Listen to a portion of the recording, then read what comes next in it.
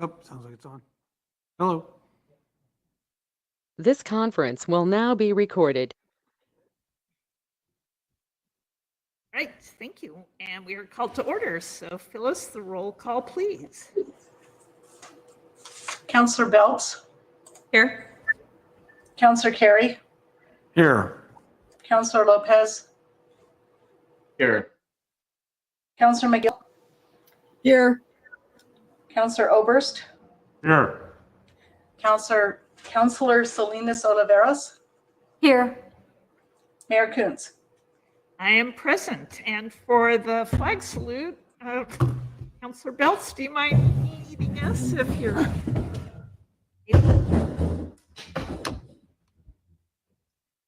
I pledge allegiance to the flag of the United States of America and to the republic for which it stands, one nation under God, indivisible, with liberty and justice for all.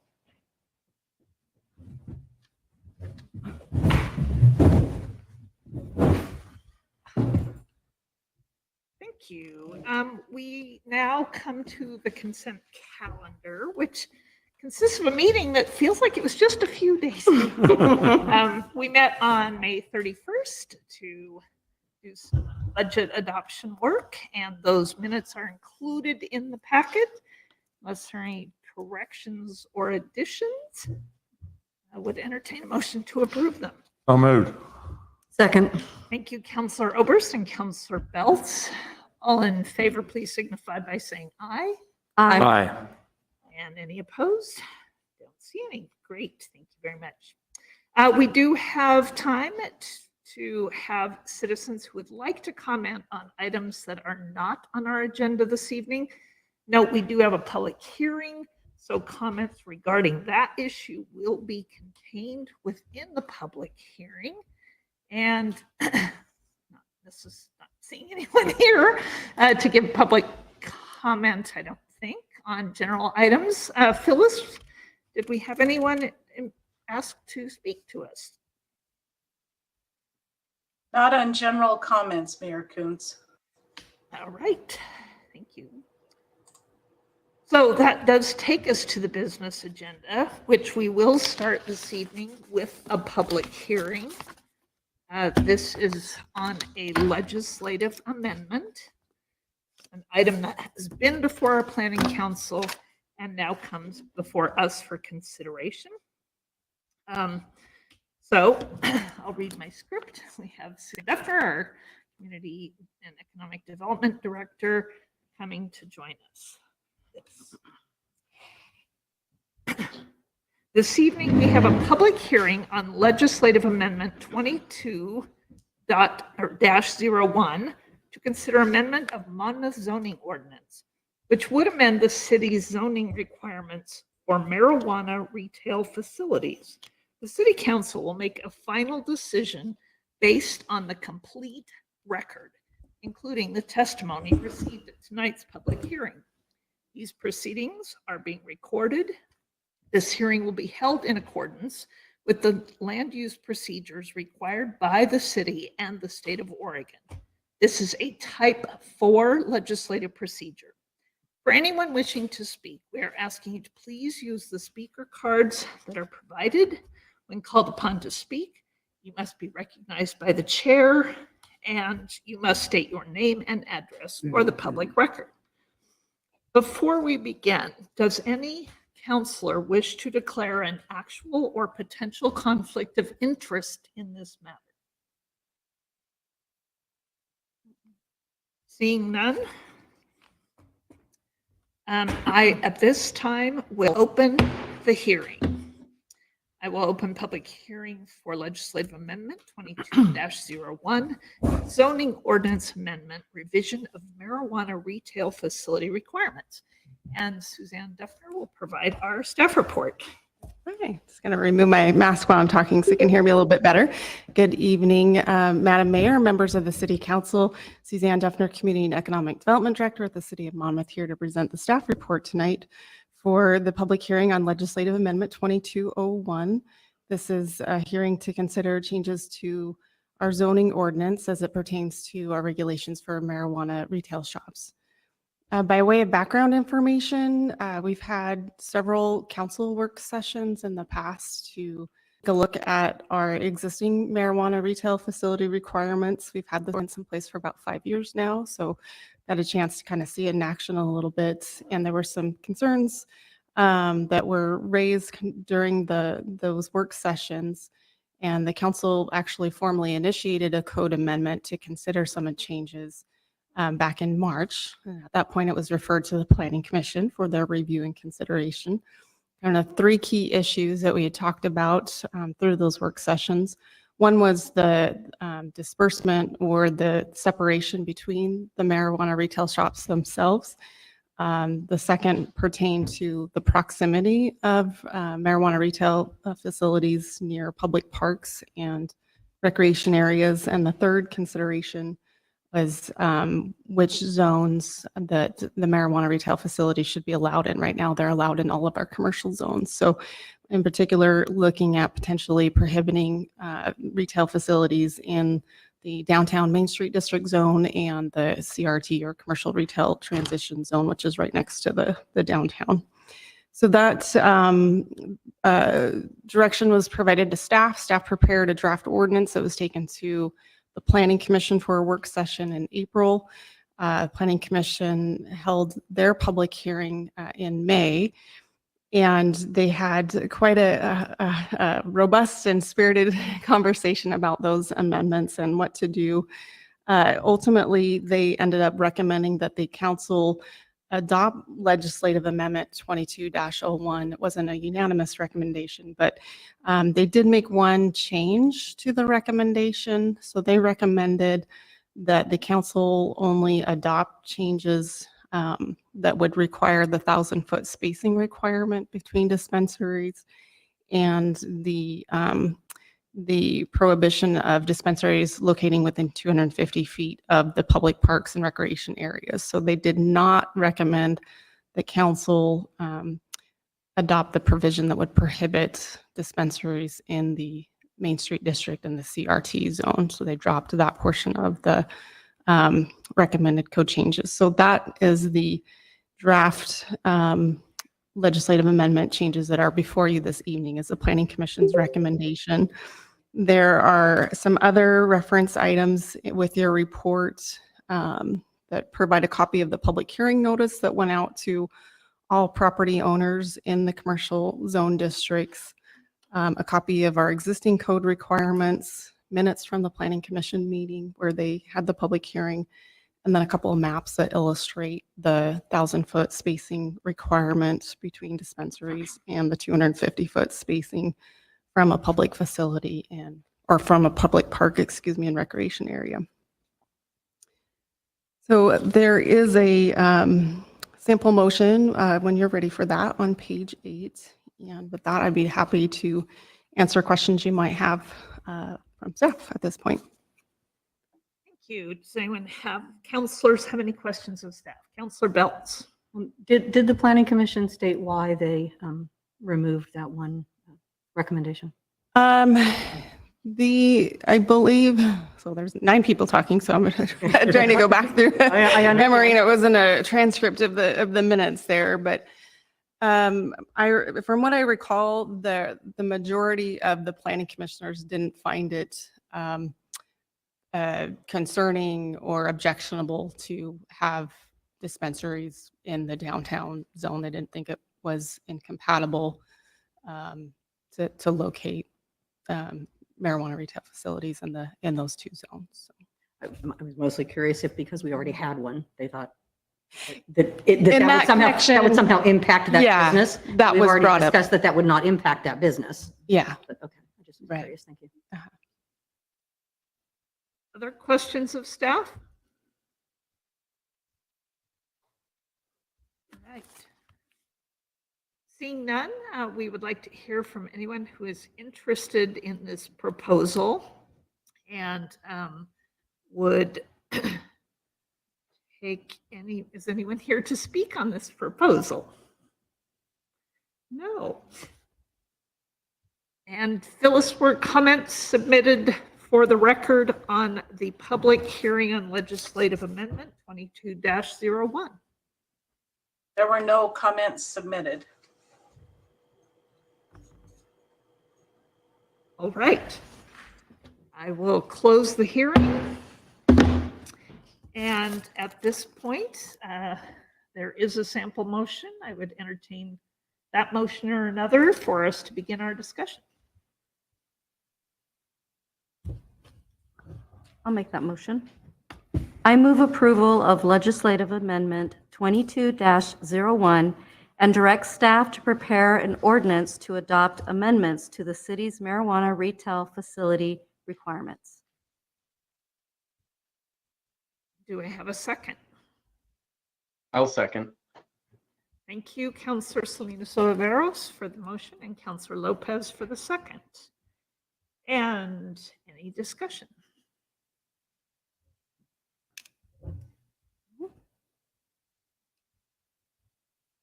Councilor Belts. I think Counselor Oberst had his hand up before me, so. Thank you. See the floor. So I just wanted to kind of have, a little reminder of history. When council first discussed the original ordinance that we're looking at amending here, there was a fairly robust discussion, as I recall, about whether to allow dispensaries on Main Street at all at that point. And the general conclusion was that, as I recall, a couple of councilors said, well, it's legal, so yeah, we should allow it in any commercial district. And then we had the discussion here about not allowing, we've got one on Main Street, not allowing any further ones on Main Street which effectively this 1,000-foot buffer, when you look at the map, it pretty well closes out the Main Street district with the map that we have.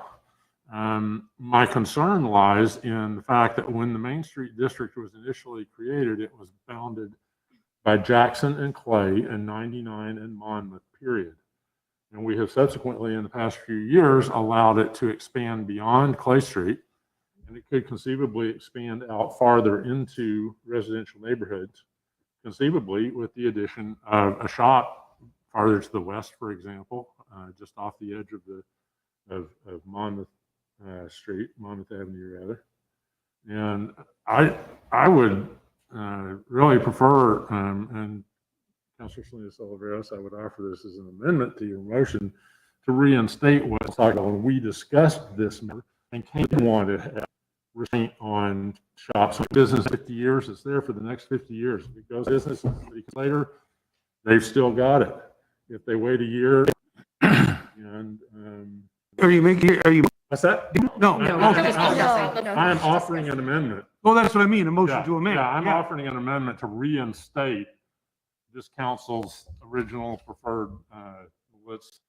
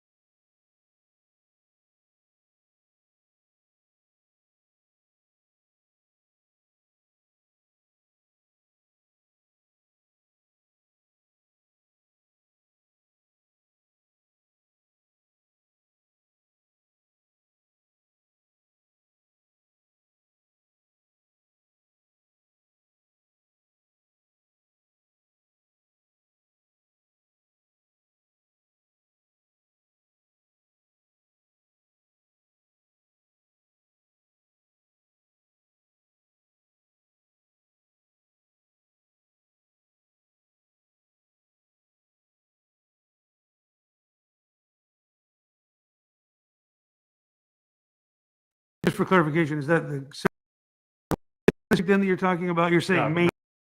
The way I think we originally discussed it was the Main Street.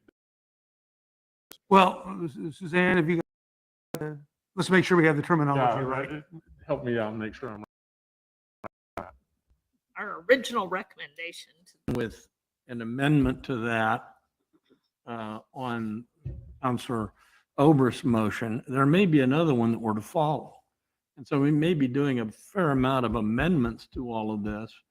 And we might be able to determine whether there are any more in the weeds out there if we were to allow the discussion to go a bit further. So But you have the motion in a second, so. I'm there it aware. is, Yeah. I'm aware. And John, the reason I offered it was nobody was raising their hand to speak. So at this point, then let's take a vote on the amended motion. And if we vote it down, it might come back. Sure. And if we vote both of them down, then we can start over. See how people feel about this motion, this amendment. Is that okay? And Yeah, it is. just to be clear, what we were talking about, the amended motion is going back to what council originally discussed, Correct. which is what's on Which page is? 10, We which need is. language for that if we're going to vote on it. I believe. Yeah, to that- expand the prohibition to include the Main Street District and the commercial transition Okay. zone. Got it.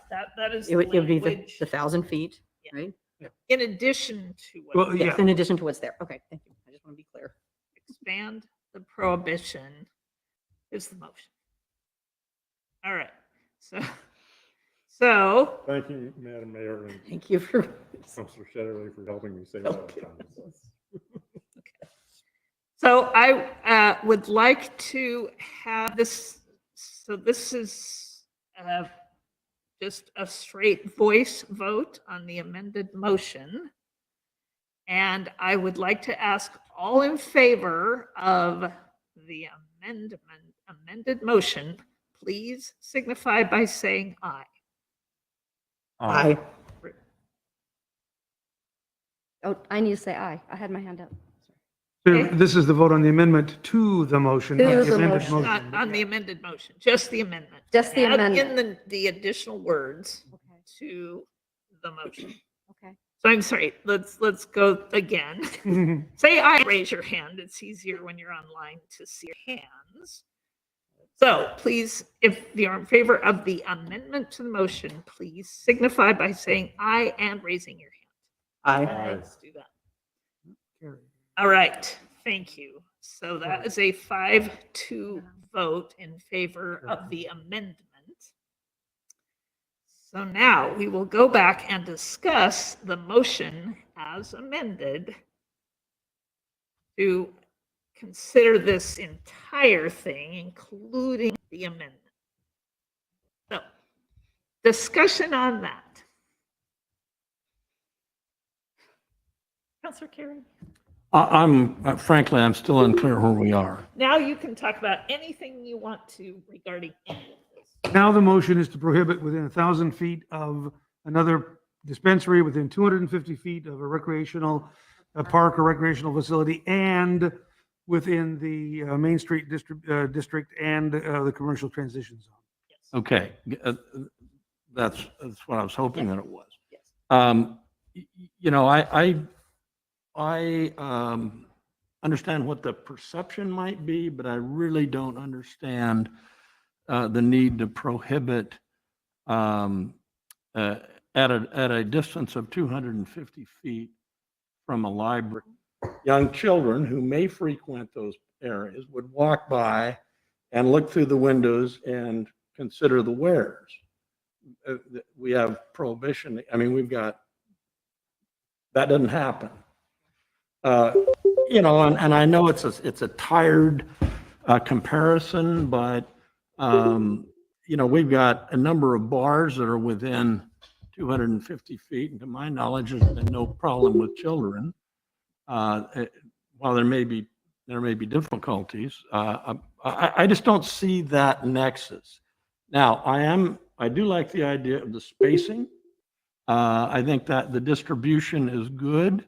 And I have been a proponent from the beginning of the limitations in the downtown area, largely and only actually because of our limited space there and the need to diversify business and value added business that will add to others. So, you know, I mean, I could support the motion, but I'm not there with the 250 feet. You know, and again, we got 1,000 feet and all that. It may take care of it. It's an artifact in our code that I don't see a nexus with. Thank you. Other comments, Councillor Belts? And then Councillor Lopez. Well, I certainly agree with the idea of children are not looking through the windows. However, the public library is not just children. Parks are not just children. Recreational facilities, athletic facilities are not just children. And being on the library board, I know there are a number of individuals that have hung out around the library that may be the kind of individuals that might hang out or sleep in a doorway, or so that's my concern. It's not the children so much in terms of the 250 feet. It's many other people that may find that being able to hang out near a dispensary is some sort of, they get some sort of advantage to that. That's my concern. It's not kids. Is there a? Okay, Councillor Lopez. Yeah, I'm sorry. Yeah. Thank you, Madam Mayor. I share some of the stated concerns, and I think that we're all very close but not quite in the same place to agreement with this. My concern after sitting on this and digesting this as a result of the last report is that by including the myriad of different regulations that we've proposed, we create a situation where there are numerous overlapping regulations, and in a sense that, you know, if one of those existing businesses were to say have a more fitting spot, you know, 3 doors down from where they currently are, the level of overlap in regulation that we currently have would prevent that. And it would prevent that essentially in perpetuity, locking those locations in to that spot that they currently are, whether it be in the Main Street district or whether it be in proximity to another, et cetera, et cetera.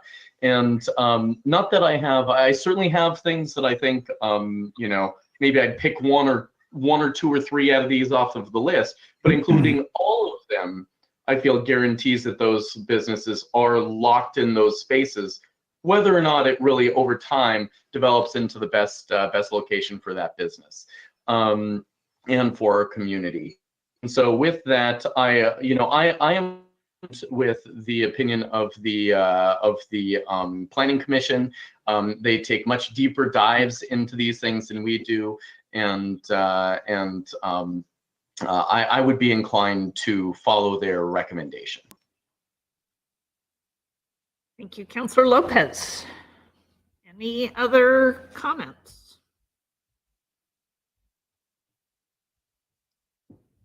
All right. Yes, Councillor Salinas Oliveros. I just wanted to add that, you know, having the dispensary, that one dispensary that we have downtown isn't a huge deal. I think what I was looking at for the Main Street district is having many in a row or 3 in a row. I mean, families, children, people who come to visit. Main Street is the epicenter of, you know, of gathering. And I know Councilor McKeel said this before, that, you know, it's not really a gathering place. So I think with the 1,000 feet and the prohibiting downtown really goes with our plan to update the downtown and to really make it a livable space. So I agree with that. And if we do take out, the 1,000 feet does take care of the 250, but that's only for certain schools. It doesn't take care of the school. Is that Monmouth Elementary on the Schools are, schools are prohibited anyway. state Yeah. law. Okay. This is, There's a this is restriction. public park State law. playgrounds, recreational Okay. facilities. Okay, That's why we, good. Okay, great. Thank you. but the parks, Yes, upcoming skate library. park, things like that would not. would not be. consider that if it was on the other side. Sure, right? sure. Other comments? Counselor Oberst. Just briefly, and I want to thank Councilor Lopez for, bringing up the fact that the Planning Commission does take deep dives into this stuff. I'm not one to discount the work that they do, having been the chair of that body and been on it as a member. I know how hard they work. This is a really unusual step on my part to say I would like to revert to what the ideas that we sent down to them. And I appreciate the work they did on this, but I feel, fairly strongly about not having another one in the downtown district, and that's why I wanted to get back there. That's all. All right, seeing an end to the discussion, I would like to take a vote on them, or, let's see, yep. Let's take a vote on the original amended motion. So the amended motion to include the spaces as presented in our materials and adding a prohibition in the Main Street district and the commercial retail transition zone.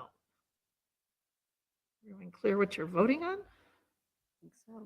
All right. All in favor, please signify by saying aye and raising your hand, please. Aye. Okay. And opposed? Aye. Nay.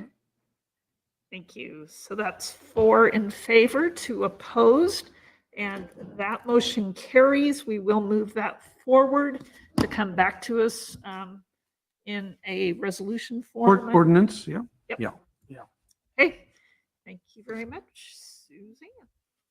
Thank you. Yes. I wanted to agree with John. In the 5 years I've been on council, I don't believe we've ever gone sort of over what Planning Commission has recommended. We've almost always gone with them. So thank them for their work. I really do appreciate it because we have had an awful lot of discussion about this. And so I don't want them to think we took this lightly.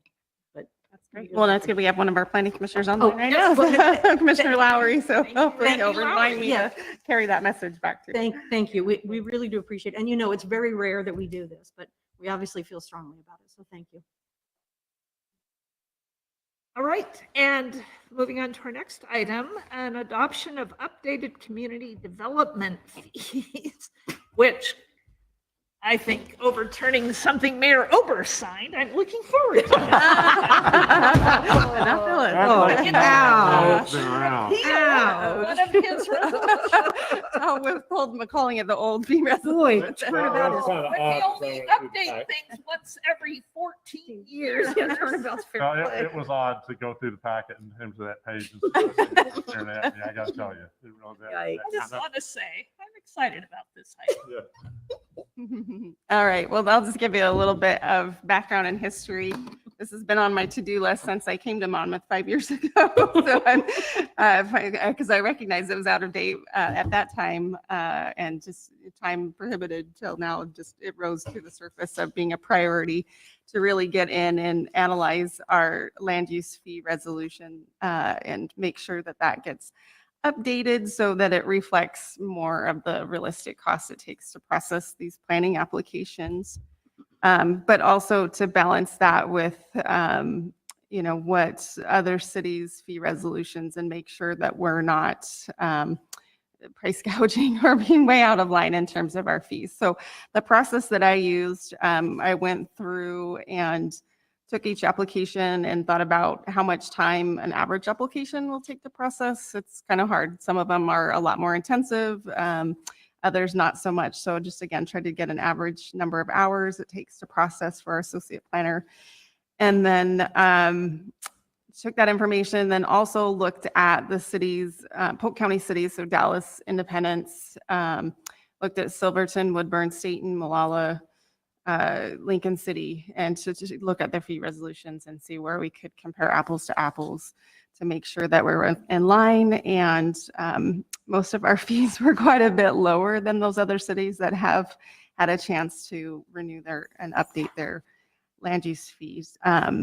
So you'll see an updated table in the proposed resolution 1946 that includes the updated fees. And I apologize, I attached the old fee resolution. I didn't do a side-by-side comparison, and I put them in alphabetical order, just a little bit of an anal retentiveness, I think. It's just easier to find things right that way. But there were actually some that did not go up. For example, the home occupation and reviews that really don't take a lot of staff time. So again, the process is more of a staff level review. Those are less time intensive to process. If they have to go through 2 public hearings with both planning commission and council, those are obviously going to take quite a bit more. If they have a newspaper notice that needs to go out, there's almost $100 fee for posting notice now in the newspaper. If we have to notify adjacent property owners, there's a mailing fee there. So there's quite a bit that goes into the higher type 3 applications. So that's reflected there. And then one thing that's new with this fee resolution, you'll see that I broke out some of the applications by size, either the size of the property, like for annexations. If they're an annexation of a property less than an acre in size, those are usually pretty straightforward and not as intensive in reviewing those consistency with our code versus design review. Again, smaller projects with a smaller building footprint that tend to have less impacts, kind of the same thing we already do with subdivisions and charging by the lot. So, that's a city preference on how we do that. We're not, bound by any state laws. This is more, again, just to try to recoup actual expenses and not penalize some of the smaller projects for having to pay those larger application fees was the goal there. It's definitely not an exact science. I wish we could maybe track that a little bit better, but again, I think we have to look at what the market will bear. And the other piece of this is that's new that we didn't have before, and again, this is totally optional for the city, is to include a provision that would automatically update the fee resolution per the CPIU index of cost of inflation, so that we don't wait another 15 years to do a really large increase on some of these fees. It was a little bit of sticker shock, I think, on some of them. So again, that's totally a city preference and choice. There is language in there that it wouldn't exceed 5% in any given year, given the inflation that we're going through right now. It's kind of scary to have a huge increase. We'd want to review those and have those come back to council before we automatically did that. But if it's less than 5%, then it would just be updated annually. And I think we've done that for our SDC's fee schedule and some other ones as well. The exception to that would be appeal fees. There's actually state law that says we can't charge more than $250 for the limited land use decisions. So that one will get frozen in there, but the rest of them could be adjusted on that. So happy to answer any questions you might have about that. There's a sample motion in there if you're ready to vote on that tonight. Councilor Oberst. I just want to make sure that this is not a typo. A copy of an 11 by 17 zoning or comp plan map was $3. Oh. Now it's $100. Yeah, that was just a cut and paste. Thank you I just saw that. I'm like, what? No, that was supposed to be $3. So if we can amend that, that would be really good. Glad that you reviewed that carefully. Yeah. I caught that one as well. And my question, sorry, go ahead, Councilor Lopez. I'm looking at Oh, thank you, Madam Mayor. I could have gone after. My question is really high level, Ms. Duffner. Looking at the increases of these fees kind of across the board, and it just leads me to think, gosh, oftentimes increased fees end up having the greatest impact on those that have the least resources to begin with. Now, clearly, oftentimes these fees are being assessed to developers, et cetera. But I'm sure that you went through this with a view of equity for those that might not have the ability to, do some of these things were the fee that much higher, et cetera, et cetera. I'm just trusting that we did that access issue into consideration when designing the new fee structure. Nothing here sticks out to me particularly, but once again, this is not my area of expertise. So would you speak to that briefly? Yeah, no, thank you for asking about that, Councilor Lopez. And yes, I mean, a couple of responses to that. One, that was the rationale behind breaking out some of the applications, the annexation, the design review, the site plan review by smaller projects, so like you said, that the maybe more mom and pop type developers that don't do this, larger projects wouldn't be, subsidizing, if you will, those larger projects that, have the potential to generate much larger projects and revenue from those. So again, it's not an exact science to kind of do the best we can. I mean, there are, I think, opportunities going forward when we are working on our code assistance project. For example, I'd like to look at maybe doing away with some of the home occupation permit fees. I know that can be a stumbling block for startup businesses out of their home. They hear $250. That seems like a lot of money, right? To just be starting out. And if there's no changes really to the dwelling, they're doing something online, there's not a lot of impact. I think that's one that we can look at in the future as we're working through our code update, to maybe be aware of some of those things. So yeah. I appreciate that, and it will help me sleep better at night knowing that Lynn's was applied in the creation of this document. In a similar vein, is there any existing avenue for to use your terminology, more of a mom and pop entity to request waiver of any of these fees? Yeah, I was just thinking about that, and I don't have my code in front of me right now, but I do believe that is language under the general provisions that when it talks about the enabling language for establishing a fee resolution or fee schedule, that there's some discretionary language in there for that. But I could check on that and report more specifically back once I've had a chance to look at that. Thank you. Yeah, I would love to see discretionary language included in this if it's appropriate.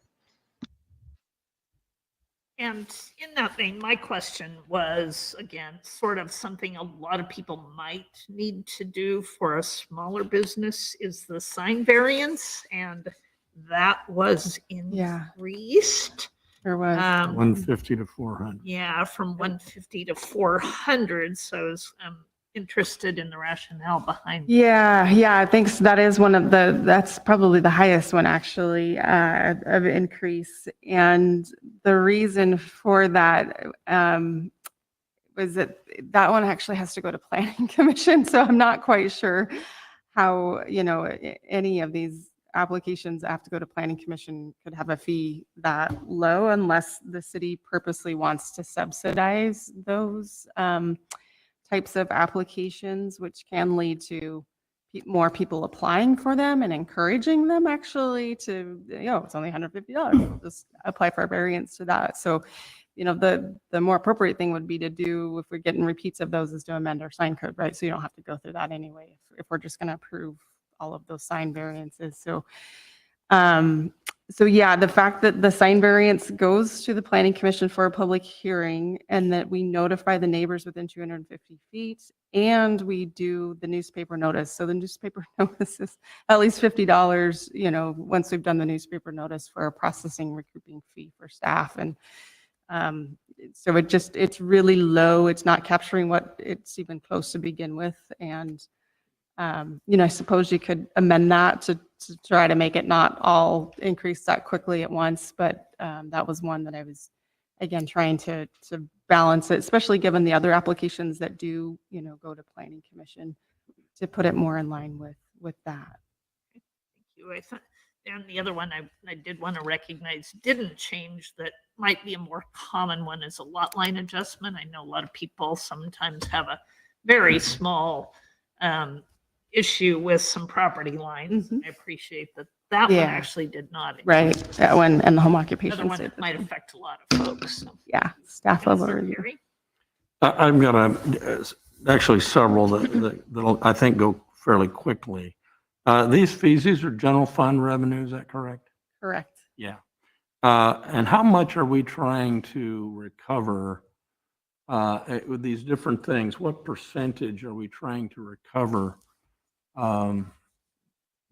in the fee? How much of your yeah. time and effort? Uh-huh. Obviously, the real cost, and you just identified a couple. Right. So I don't know of a city policy that we have specifically set that says it's, 90%, 75%. Typically in my planning experience working other jurisdictions as well, the land use fees are generally subsidized by a small amount just because you want to provide that extra level of customer service and some hand holding on applications. It's really hard to recoup that personalized, attention that you try to give in smaller towns that makes it so you're more business climate friendly, business friendly. So I don't know. I mean, if I were to try to guess like a range, I think we'd try to be around 75 to 80% of recouping that, but it's going to vary. Like, for example, the pre-application conference, that one is subsidized, but we're trying to encourage people to go through that process because it can identify some of the red flag issues on, early on in the process, provide staff a chance to work with them more on the final design before, they submit their full application and get frustrated when they have to go back and make changes to it. So, well, I only ask it because, I mean, we're what we provide is service, and right. and we would like to think that the service is in the main provided by tax revenues, and so we need to certainly recover some of it. Right. And that's more of a philosophic thing. Okay, not to belabor. I didn't print mine, and I would or ask Phyllis to. I had a hard time without a side-by-side figuring out the impact and how much was order of impact. And further, what is new and what went away? It seemed like there was some that went away and there were some that were added. The list is longer now than it was. Were, okay, so it was broken out, like, for example, historic resource review before was just one, one general fee. They called it the historic site review, but our code now actually has demolition review and alteration permit, and historic landmark permit. So since this passed, we've made some amendments to our code. That was one of the areas. And the sizes. Yeah, of course, we yeah. talked about that. Uh-huh. See, which I think there's a lot of clarity that this brings to do it that way.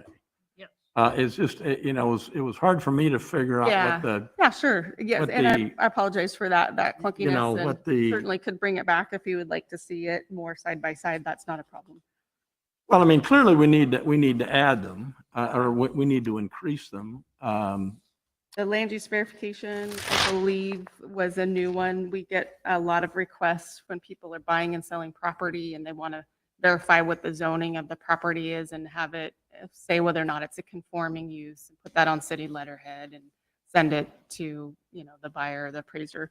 So there's a $100 zoning confirmation letter for a couple of hours of time to generate that.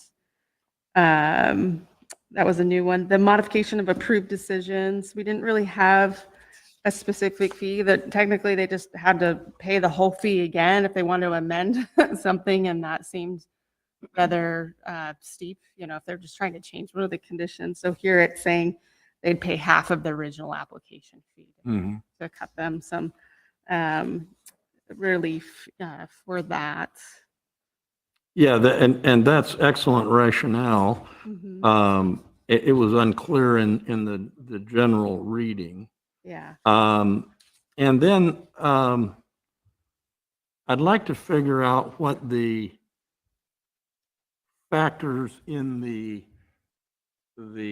fees here are that would be comparable to the CPIU automatic inflationary cost escalator, which includes a hell of a lot of things. And it sounds like we're talking about maybe postage and time on this one. So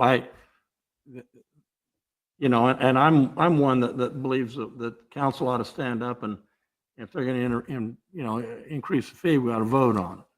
And I know that's 2007, it's a long time ago. I get that, but I'm sorry, Councilor Carey, I don't really understand. well, I your mean, question. how does the CPIU relate to these charges?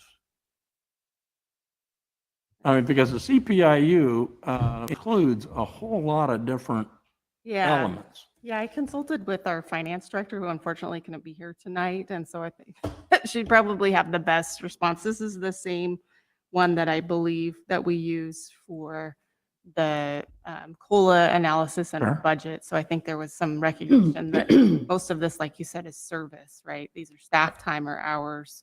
Elements elements that drive Yeah. the COLA are found in the CPIU.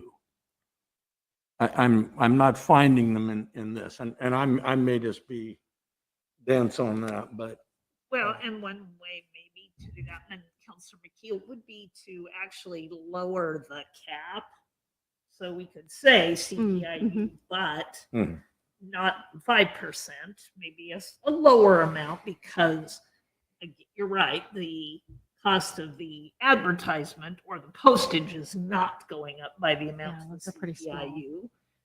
Wages may, but they may not exceed 5%.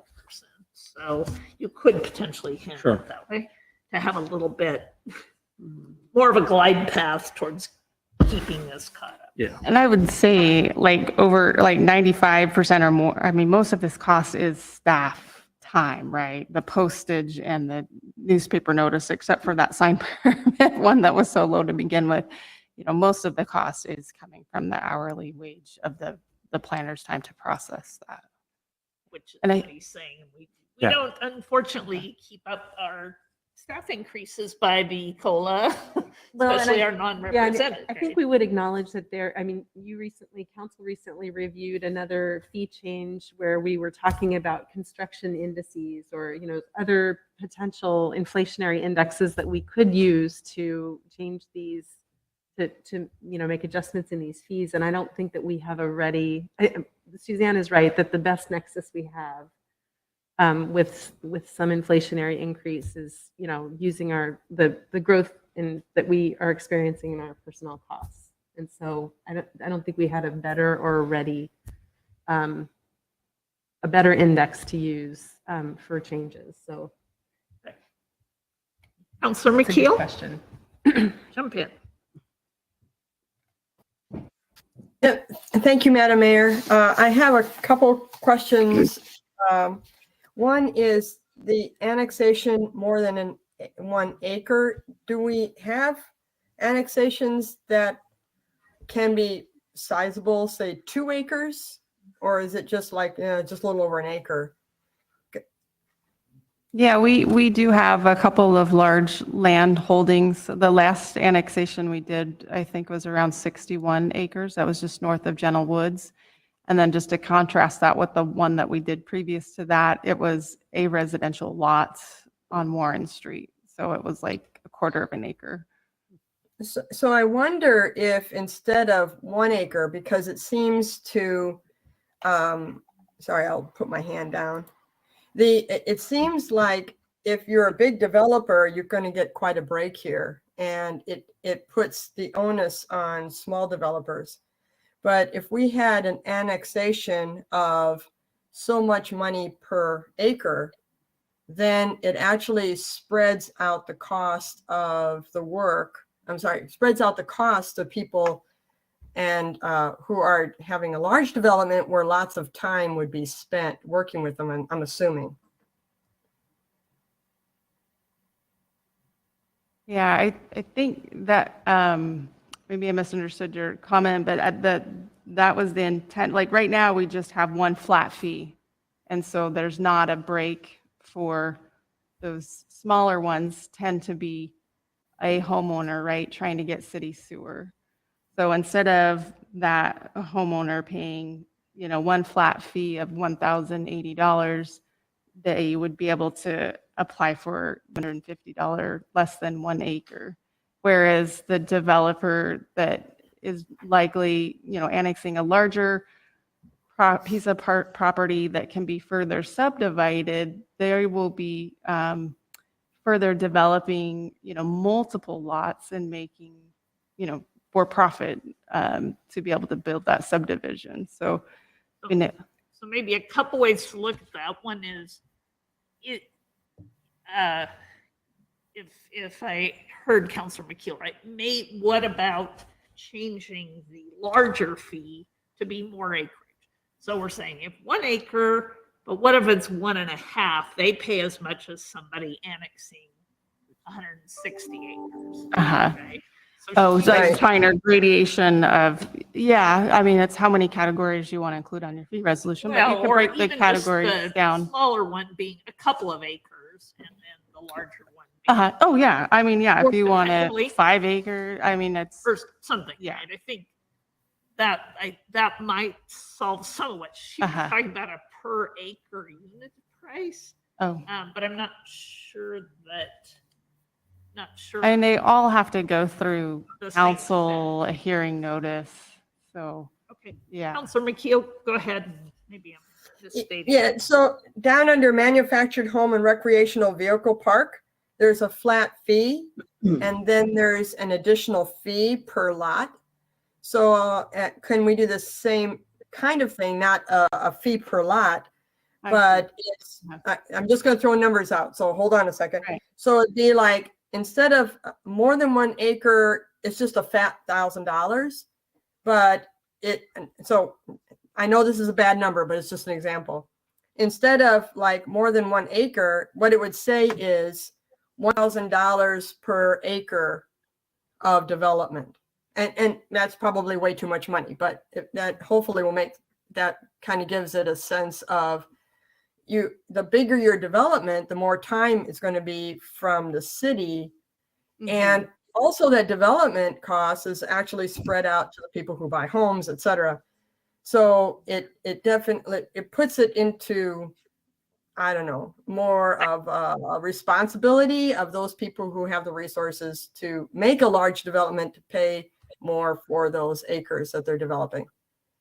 I also have a couple more Councilor Obers, just to let you know. But just let you know. I'm just Councilor McKeel. So you understand that they would go through the annexation process, then they would pay for some of these other fees to go through the development. So the annexation is only the first step. Any developer then will have a lot of these other fees when they bring a subdivision plan or when they bring a site review, kind of things like those. So I think that doubling up on their initial annexation, which probably, I'm guessing the paperwork's about the same, whether you're doing an acre or 100 acres. Yeah. But then again, having them pay additional as they go through each step of the process to develop versus the homeowner who might do the one and be done.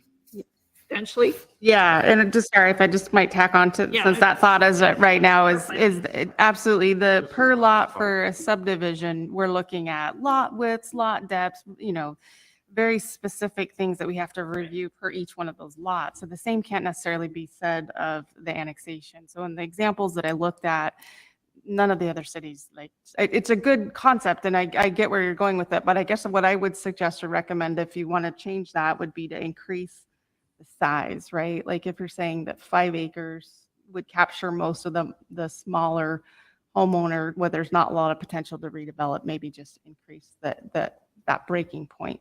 That makes sense. Councillor Oberst and then Councillor Lopez. Wait, I've got a couple other questions. About this same one. I was just doing with Councillor Carey with just getting the questions in while I had them, but I can go back into the queue. But I'm wondering if we do want to have, I'm sorry, I wonder if we do want to have a bigger breakdown in the annexation fee, but okay, never mind. Okay, well, as long as it's on annexation, I just want to stay on annexation. So, okay, more of a breakdown, a couple more levels. Okay, Councillor Oberst. That's exactly what I was going to suggest is, if we said the small ones instead of 750 or 500, and then the 1.01 to 50. Just have another category. And so maybe not making a change right now, but having that as something to study long term and bring back a resolution so we can, go ahead and get these increases in place, and then come back, monitor that, and it's possible to modify just that piece, make it a little more granular than just 2 steps. 1.01 to 50, 50 to 100, 100 to 150, something like that. No, don't make it and, too many. And take it up stepwise. Councillor Lopez. Thank you, Madam Mayor. Ms. Duffner, how much? So there's been a lot of assumptions made on staff time as it pertains to annexations. How much staff time is on average needed for a 1 acre annexation as compared to a 15, as compared to a 100 acre? Is one exponentially more than the other? Yeah, I mean, I had a spreadsheet that I was very long and voluminous, and I did not put that in your packet, but that's what I want to go back to. Gut check, right? Yeah, that's what I would want to go back to. I have a lot of numbers swirling in my head. I wouldn't want to give you something and have it be off. But the idea is that a small, residential lot, again, the example of, I just want to annex so that I can hook up to city sewer. It's very clear that it's consistent with our comprehensive plan, that it doesn't take a lot of time to go through and find, they're not changing the zoning from what the comprehensive plan map says. Those are pretty straightforward. However, there is a certain amount of process that we have to go through in terms of providing notice to the neighbors, a hearing notice in the paper. You mentioned zoning. Wouldn't zoning be a different fee anyway? A zoning map amendment if they were changing zoning? If they are changing the comprehensive plan map designation, then there is an additional fee. If they're we call it a rollover, they're just rolling in on the zone that's equivalent to the comprehensive plan that's already assigned to it. If it's for example, low density comp plan and they're coming in as low density residential, then there's no zone change fee for that. But if they want to come in, just the annexation portion, not any of the other myriad of things that could fall into it that do generate their own fees, but just the annexation portion, is that very different for large versus small? Yeah, I think the larger ones we're having to look at more scrutiny. Are adequate public facilities available, right? So that's all of the water, the sewer, the stormwater, the parks. So there's more consideration, right? Versus the lot that's where sewer is typically stubbed right there. That's why they're annexing it. So yeah, that's where the additional. But you don't have to. I mean, if it's causing a lot of consternation, we can just go back to the one fee. That's fine too. And I guess I'm trying to get at whether or not it's worth breaking out or not, or how much. I feel like what I'm hearing is that an individual lot versus multiple lots is really that main breaking point, where there's a big difference in terms of staff work. Is that accurate? No, I mean, it's more really of an acreage size. Yeah. Oh, okay. Okay. Gotcha. That's helpful. Thank you. Right. Yeah. We don't know how many lots at this point. That's not till later in the process. Councilor McKeel? Thank you, Madam Mayor. Ms. Duffner, since you had this large spreadsheet, and when you're looking over the data of that spreadsheet, when as far as annexation is concerned, is it possible when you go back and look at it to see if there's a pattern of where the critical mass is, where it's like, oh yeah, 10 acres and this thing just really pops as far as staff time? Does that make sense? And maybe that would help us find the sweet spot of the next level up of fee. So I'm going to mention, I think we've had 2 of these in the last. Right. I was just trying to clarify that So too. I think we've just spent more time trying to parse this than we might spend actually entertaining applications for annexation in the next couple of years. So I'm going to ask if maybe we can sort of consider this. And if somebody would like to change the acreage, that might be a reasonable thing at this point. But other than that, I think we might be getting more information than any of us will ever use. I have a couple other questions. Yes. So I just comfort level with potentially changing the acreage. I'm seeing some nods here or some. Okay. So other questions about other fees, Councilor McKeel. The street vacation, I couldn't see that in the other list, but I might be wrong. So, and thank you for this list, by the way. I even like how your modification of approved decision. So kudos on that one. It's like, why make them pay the whole thing over again?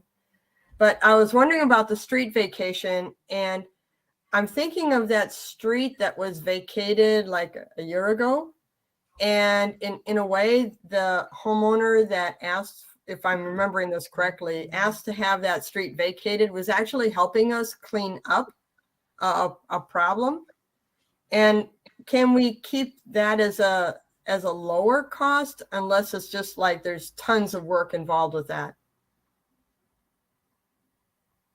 Yeah, I mean, that's a city by city decision on how you want to set your fee schedules and how much you want to subsidize those costs. There is, I will say under this one, and that came up earlier about discretion and being able to fee waivers. So in street vacations, the owner can actually request that the city initiate that, and then it wouldn't be a fee to them at that point. So if you saw that there was a clear benefit for the city for cleaning up a nuisance or something, then you could do it that way.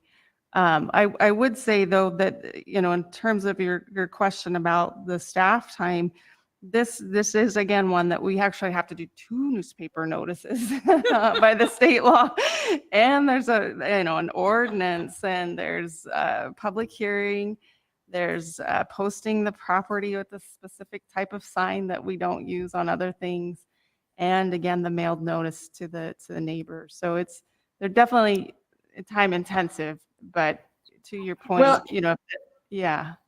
And you kind of hit my point where if it's a situation like we had earlier whenever that was, where it actually benefited the city, I'm fine with that. I think that's fair enough then. Yeah. Just my last question is, we're taught, and this is, I think, from Councilor Carey and Councilor Lopez's, this is a service. Looking at the section 2, when we are attaching a inflation to a cost, and I like how you left the lot line and home occupation at a lower cost, but if those are on the list, they're going to be caught in the inflationary increase. So I wonder if we want to identify things that we want to keep static and say, well, everything's going to go up except for these things that we think are are for small homeowners or something. Or then, the lot line and the home occupation, sorry. So we can do that, or we can start with a lower initial fee on some of these, right?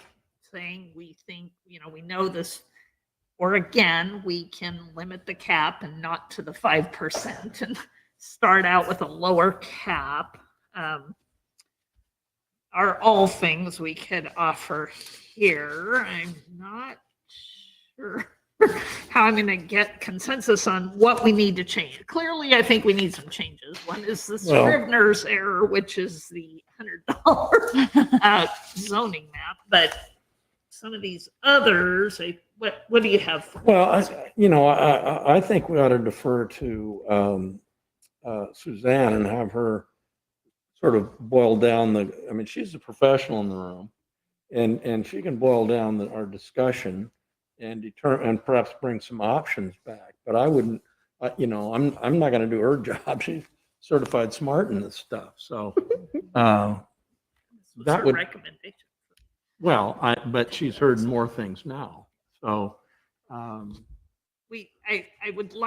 think we want to get this done to implement July 1, I assume. That was the hope. That's our That was hope. the hope. So No, we've okay. got to give some pretty clear direction so that it would be able to come back this month to us. As is my want, I did some quick math, and if we limit this to a 5% increase and we took those $250 home occupation and lot line use, that'd be $12.50 a year maximum that those could go up, which is not extravagant when you're asking for professional services. So I would be ready to make a motion to move this forward. Adoption of Resolution 1946, establishing updated community development fees and repealing Resolution 1638 With with my the, signature on it. with the interlineated amendment of the map fee, I'm sorry. with the Correct. interlineated amendment of the map fee. $100. The $100 map. Fee that is Yes, thank you. That's The the- first thing I brought up. Right, the only change you're offering is the map. right. The one change It's- that I would offer is the Scrivener's error be corrected to. Is there a second to that motion? Second. All right. Discussion on that. Counselor Lopez? While I am certainly comfortable enough with the fee structure as presented, I do have concerns regarding the lack of discretionary language and or lack of a fee waiver process. I see this language as being essential to our city values, and I would love to see it added before we consider this motion for passage. It's somewhere else, you said. Oh, is it somewhere else? I thought that I had heard that Look it up. we have language elsewhere that we needed to include it in resolutions, not that the language overrode other resolutions. But maybe I'm incorrect. Yeah. It's not in the fee authorization in the code. Oh, okay, there's not a No. ability for the You- fee. And I would say you would want to do that in the code and not in the resolution. So I don't think you would do it in the resolution. If you want to add some authorization for a fee waiver, I think you'd want to provide that in the code with some criteria, I assume. It couldn't be just your friend down the street. It'd have to be some sort of basis for the waiver. But I would wrestle with that in a code amendment, not in this fee resolution. Yeah, so I'd offer to Understood. Counselor. Oh, I was going to indicate that I accept that and am comfortable with this, granted that we undertake that code amendment in the near future. Yeah, and I was just going to offer Counselor Lopez that we actually do have a code amendment coming up before December 2022 because we need to adopt the House Bill 2001 amendments to our allowed duplexes, so we can Yeah, you wrap can it into that. ask the consultants if they've got some.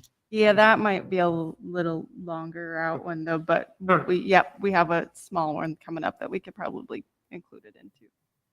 Thank you, Counselor Lopez. Counselor McKeel? Yeah, I I'm still concerned about the going up cost, the CPI, because it was 15 years that we last looked at these fees. And if you have 15 years of increases, then it is going to be something that we don't want anymore for the lot line and home occupation. So I think if those are the two fees that we're really trying to make sure that it is staying comfortable with, small homeowners, and I think we have to like not include it in there. So do you want to, do you have a way to, well, we're going to increase the photocopies by the 5% a year as well. So we have a lot of little things in there potentially that would be going up. Would you like to change the cap, or you want to move those out and create a separate section that is not subject to the cost of living, the CPI? I think it might be easiest just to have these two things, or actually I would take Ms. Duffner's expertise in this, in that she recognized those things that she was trying to keep the price low because of who has to pay for those prices. And so I think, if a 25% photocopy goes up by 5%, that's not going to be $100 after a few years. But I think the lot line and home occupation are high enough that the percentage is going to add up over the years, looking at a 15-year thing. And I just want to add to Ms. Duffner, thank you for this labor of love. This is a lot of effort went into this. So thank you very much for that. Would that be difficult to administer, to say that we have a couple of items that do not have the adjustment? I don't think so. I mean, we have that for the appeal. There's the, in parentheses in section 2, with the exception of the appeal fees. So it just maybe put them in a different color in the table or something. Right. They're a little asterisk by them, and just as a, so, I win the lottery tomorrow. One that by and the law next we are person not wouldn't. allowed to increase. Therefore, if we had others that are not subject to the increase. Yeah, I probably actually put the minor variance in that category. Some people use minor that for the fence if they want to increase their fence height a little bit. So I would put minor variance with that list. So this would be amended.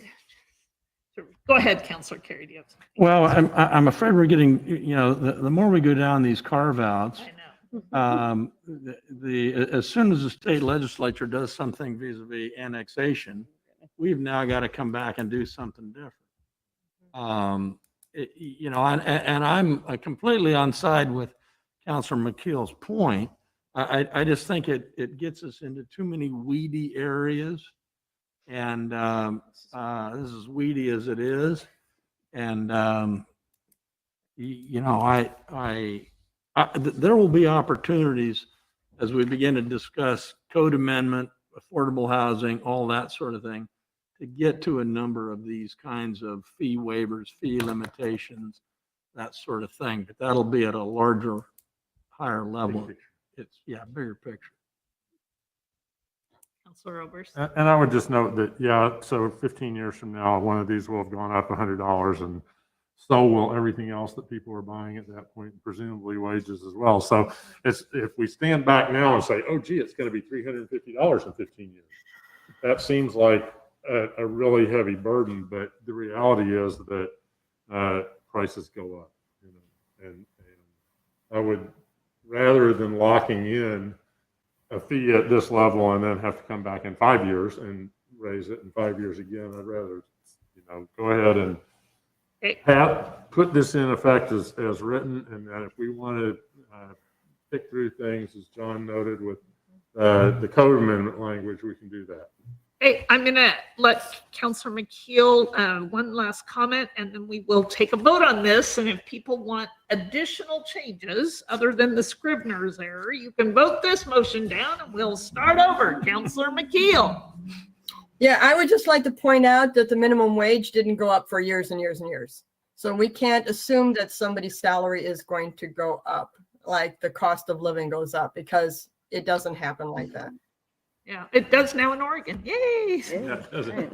That is That's how. true. All right. This is a resolution. So we're going to take a roll call on the resolution to adopt resolution number 1638 with the one change on the copy of 11 by 17 zoning or comprehensive plan map from $100 to $3. All other rates and terms apply. And Phyllis, the roll call, please. Counselor Belt, Aye. Counselor Carey, No. Counselor Salinas Oliveros, Aye. Counselor Oberst, Aye. Counselor McKeel, No, Counselor Lopez. Nay. Thanks. Oh, boy. It's 3-3. I, in this case, Yes, you vote. Get to break it I, down. in this case, would vote aye and let these go forward, and we can review them in the future once we determine how many kinds of applications we're getting of them, and we'll be getting a report back on this. And to be clear, that is with the amended fee for the map. Yes. Yeah, okay. $3 as opposed to. With the one change. Okay, super. All right. Thank you, thank you. Thank you. Now we have another one. Moment of excitement in your evening, Madam. Yeah, I know how rare those are. That was, yeah. it was literally. Right, that mark the date on the calendar. Difference It was maker. like, The mayor got to break a tie. Thank you for taking the time to do that. All right, our next item of business is adoption of our wildfire mitigation plan. And we have with us our, not Chuck Thurman, Power and Light Superintendent interim. Good evening, Madam Mayor and councilors and everyone else in attendance. My name is Mike Gregory. I'm the interim superintendent for the power. And what we are bringing in front of you is a fire mitigation plan.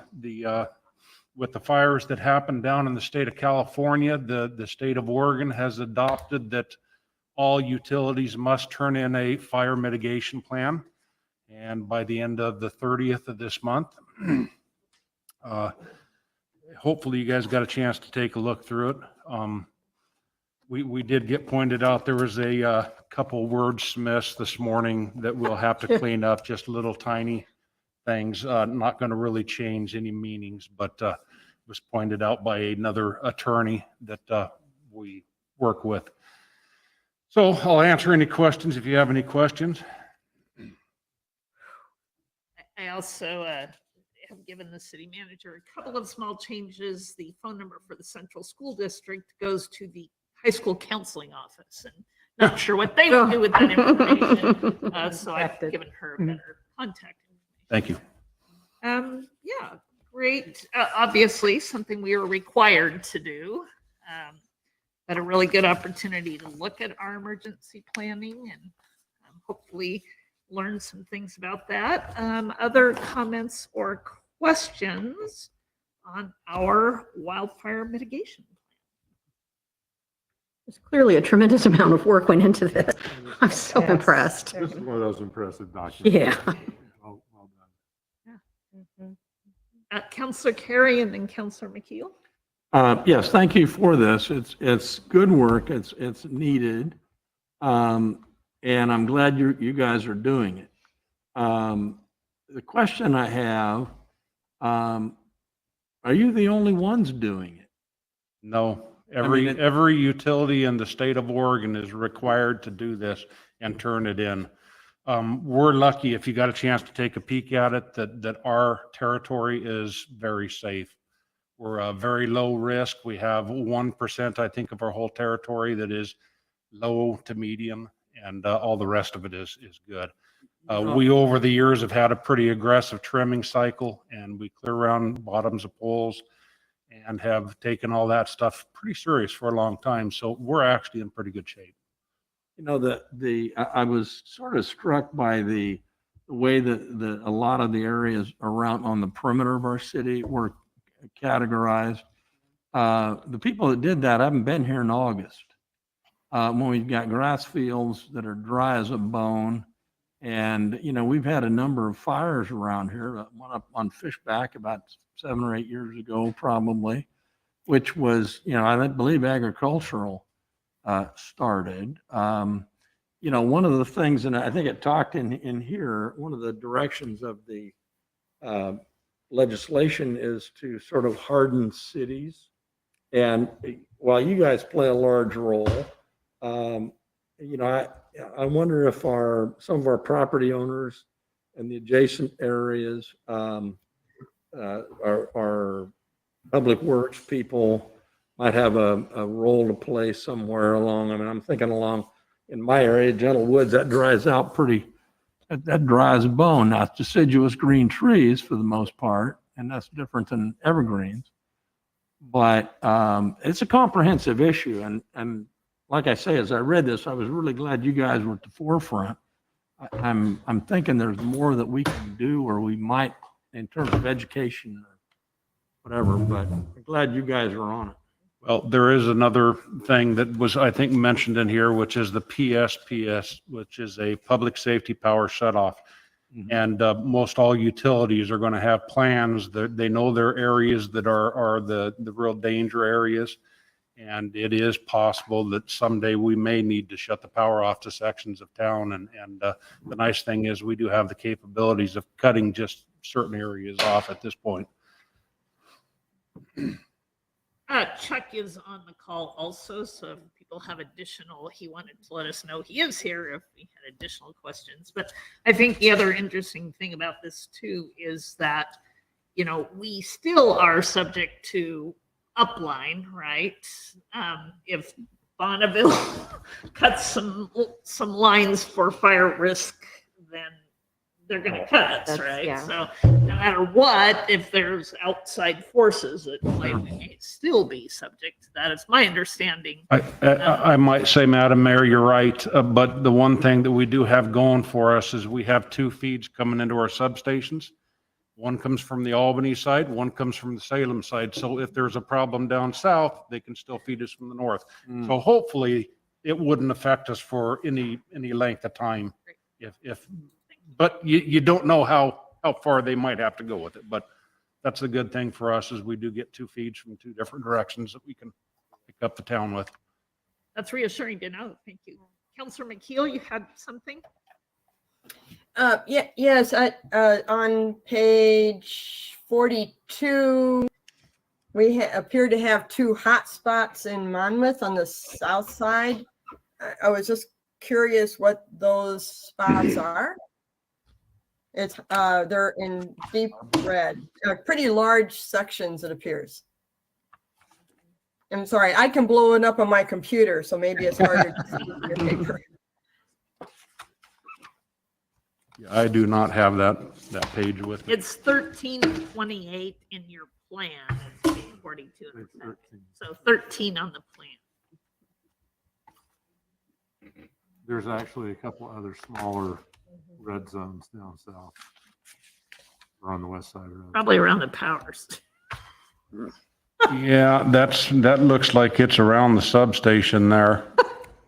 is probably the hot spot they're talking about there. I would have to think. Oh, okay. So you have your eyes on that anyway then. It was close to like, well, is that near my neighborhood? You know, Carol, they really worry about your fuels that you have and stuff like that. That's why when you go into the treed areas, the heavily treed areas, that's where they're most concerned about, honestly. Your grasslands are pretty easy to fight. The fires that go right through there and they go out pretty darn quick and pretty easy to fight. So it's really your timbered area that they worry about the most. I was wondering about piles of bark dust myself. Yeah. Yeah, actually, that was the one, that was west of there. I'm ready to do a motion on this. I'm just, thank you so much for all this hard work. So I move to adopt, sorry. Go ahead. Okay, I move to adopt ordinance 1947 approving the Monmouth Wildfire Mitigation Plan. Should be resolution. It's a resolution, Yeah. slightly Motions. different than an ordinance. But it's, yeah, the motion. That's the proposed motion. Oh, you want me to read it again? It says ordinance in the paper. Should I? It does, actually. Thank you. Okay. Please do. Okay, let me try that again. I move to adopt the ordinance, Resolution. I move to adopt the resolution 1947 approving the Monmouth Wildfire Mitigation Plan. Second. It has been moved and seconded to adopt resolution number 1947. Any additional comments or questions? All right, roll call, please, Phyllis. Susan, that's how easy it is. Thank you, folks, for your time. Thank you. Oh, wait for the vote. Wait for us to vote. What if we don't know? Do the formal. Yeah, Mayor Coons might have to break the tie again. I know. It would be a historic night. Counselor Oberst, Yes. Counselor Lopez, Aye. Counselor McKeel, Yes. Counselor Carey, Aye. Counselor Belts, Aye. Counselor Salinas Oliveros. Aye. Motion passes 6-0. Great, thank you. Thanks again. Thank you. Thanks. All right, and at this time, let's see. We have our reports, and I will make my mayor's report brief. There have been sort of a lot of things going on. We've had our budget meetings. I appreciate getting that done. So appreciate everybody's extra time to get that taken care of. I do want to say that I've had a meeting with a Central High School student who is interested in starting community public chess. He is a state high school or a state champion in chess and is developing a proposal to have chess in the park for 6 Saturdays this summer. And we'll be announcing more about that. But his vision is to have everything from a Monmouth elementary students who are also state champions at their level to folks from our senior center who might want to all get together on Saturdays and play chess. He's interested in tutoring, teaching, and promoting, and would like to really increase the age diversity, the socioeconomic diversity, and the ethnic diversity of people who are public chess devotees in Monmouth and surrounding areas. So he's got some great ideas and great support from his family. So we'll be telling you more about Aaron Hayes and chess in the park. And I will move on to reports of council representatives of boards and commission. Who has something? Councilor Salinas Oliveros. Yes, thank you, Madam Mayor. So the Historic Commission, we met on June 1st, and we quickly went over our mural that we're hoping goes through at PCL. They are very excited about it. Ms. Duffner has drafted some wording that was requested by PCL as well, explaining the mural and really getting feedback from the artist as well. So hopefully that will come to the council soon for approval. We also had a presentation from our historic intern of the Columbus Day storm. And so he showed us a slideshow and some of the research that he found and some of the agriculture destruction that happened. So that was really great. And then, let's see, what else did we have? And then we talked about continuing oral histories, and that's something that Ms. Duffner, myself, and some of the Historic Commission members will be getting together this summer to start those conversations. And I believe that is everything. Thank you. Wonderful. And I will just add, I had a meeting of the Senior Center Advisory Board, and they have started an oral story time. Oh, that's great. So they have our director of the Senior Center, Barb Cronin, is using NPR's StoryCorps book, which is a guide to guided conversation to just bring up topics and help elicit people discussing things about memories and things in their lives.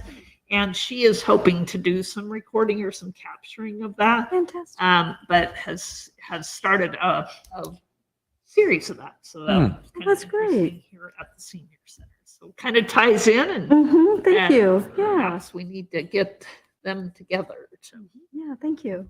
tie that into the Historic Commission. All right, and Councilor Lopez, did you have a report? Or I was jumping the gun. I have a council comment for when that comes up. My apologies. Oh, all right. Thank you. Councilor Oberst and then Councilor Carey. I'd like to just start by mentioning my daughter recently stumbled across a recording of my father talking about some aspects of the civil rights movement in the South and his role in some stuff in Kentucky.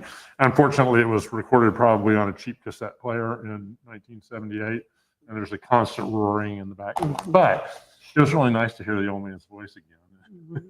You know, so those oral history things. If you get a chance to participate in one of those, just that one, you know, it really touched me to hear, and I know that a lot of folks have had that experience of hearing departed relatives again. It's really something. Had traffic safety last night. A couple of quick things. There was an anonymous, unfortunately, complaint about quote heavier traffic on Clay Street, and asked to do something about it. And the report from staff was basically there's been only one accident in that stretch in the past few years. The speed recording system that Russ uses, the last data he had is that, yeah, there's some speeding. It's not hugely out of control. And in general, that's considered a major collector.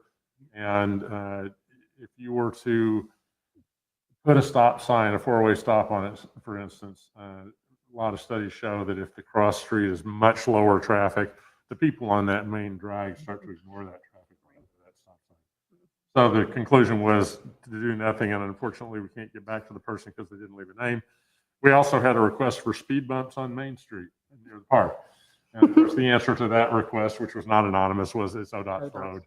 They're not going to approve that. It's a state highway. It wasn't really on the agenda, but we talked for a while about the sidewalk projects that are going on, and particularly about Madrona, and how when all that is done, we'll have unbroken sidewalks the length of the Madrona from 99 all the way down to Talmadge Road, which is amazing. That is another major collector, and that's going to significantly increase safety for people who walk along there.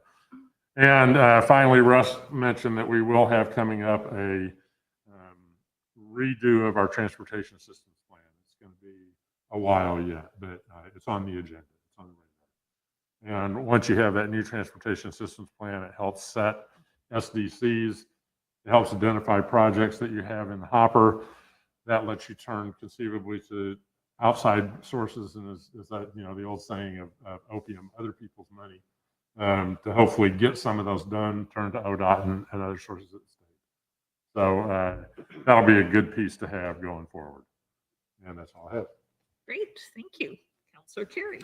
Planning Commission, you saw some of their work tonight with the marijuana retail facilities thing, but they did meet on May 18th and approved a variance for the Montessori school.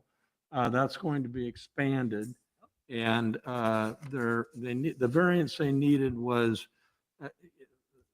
somehow they needed to be able to park a little closer to the sidewalk, a little bit of a parking lot there in order to meet the parking requirements, 10-foot offset. And then they also have negotiated with Northwest Human Services, sort of across Outwater, for some spaces over there. So that in a difficult parking spot, that will work out great. And then an initial design review on the Polk County Resource Center, which will be constructed south of the Roth's building. And we're all looking forward to that coming about. June 1, they were called into action again. The slave driver got everybody back into the into the deal because we needed to have a base touch on the code amendments that are going on. Considerable amount of work has been done, and that will come to us in chunks. And it's very consequential work, and we'll have to read that carefully, make decisions with our eyes wide open, because everybody's going to be drinking out of a fire hose for a while on that, because it's a lot and it's good stuff and it's necessary stuff, but it will be game-changing stuff, some of it. So we'll just need to determine whether that's the direction we want to go. But it's exciting. It's good. It's really good stuff. Great, thank you. Any other board and commission reports? We'll note that we do have some upcoming vacancies, as we have asked for folks to reapply even for their current seats. We have 2 planning commissioners who will not be returning, who have not asked for reappointment to the planning commission. So this is a wonderful opportunity for folks who perhaps have either had an interest in this area or maybe have been on other boards and commissions and are ready to step up to the next level to put their names in. And we will be doing a process that we'll talk about to appoint those folks, do an interview with them, to move those forward. We also have, unfortunately, the Tree Advisory Board has openings, and they do not currently have a quorum of members. So if we know of folks who are interested in advocates for our Tree City USA and want to be involved with the good work that our Tree Advisory Board does, which is more than plant trees, they actually do have the opportunity to review our street tree policy. They've done that recently. Help owners, homeowners determine what kinds of things make good plantings, and really knowledgeable and great people. So hopefully, if we know of anyone who would be interested in putting their name in for the Tree Advisory Board, would be considering that appointment also at our next meeting. And with that, I will turn to our city manager, Marty Wine, and for her report. Thank you, Mayor and Council. I just have 2 items that I want to just get you thinking about, and you'll be hearing more about in the next coming month or so. One is that, as you all know, there's a House Bill 4123 that was that passed in the last legislative session that created 8 pilot sites throughout the state that would focus on homelessness prevention. And so Polk County was one of the sites chosen, and over the last 8 weeks, we've convened together with Polk County and cities to the Polk County project focused on homelessness prevention, focuses on rural homelessness and prevention strategies that we are finding effective. And the initial work in the 5 community meetings that have happened to date are to connect community leaders, talk about the experience of those who are experiencing homelessness, and understand more about the scope and the nature of homelessness in our area. As we go forward, we're going to be entering into an intergovernmental agreement among all of the parties, and we'll be looking for identifying the person from Monmouth who will represent us through that process. And so I'm assuming that's going to be one of you on council. And so I know that several of you have taken part in the meetings that have taken place so far. I'm also participating. We also have someone from our police department who's been participating. And at some point, we're going to be asked who is going to be representing Monmouth. So I just want to get you thinking about that question as we go forward. And I'm going to reach back out to each of you so we can talk about that a little more. Also, some of our partner providers, such as Community Action and Mid-Willamette Valley Homeless Alliance, will be inviting, just as we have with some of our other partners, to hear from them about their work, so we have a better understanding of work they're doing. So just want you to know that's a coming attraction in the next month or so. Similarly, you might recall that our budget chair, Bill Horner, asked a question during our budget deliberations as it had to do with our new transit fund and the trolley service.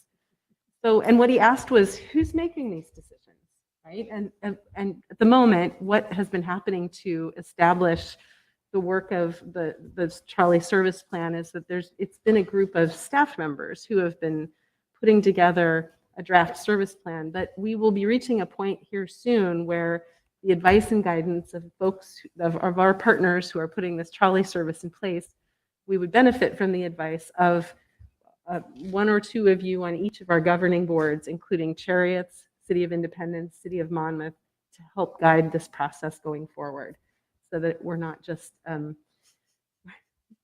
group of staff putting together a trolley service, but we've got appropriate input from all of the partners, and also to include Western Oregon University.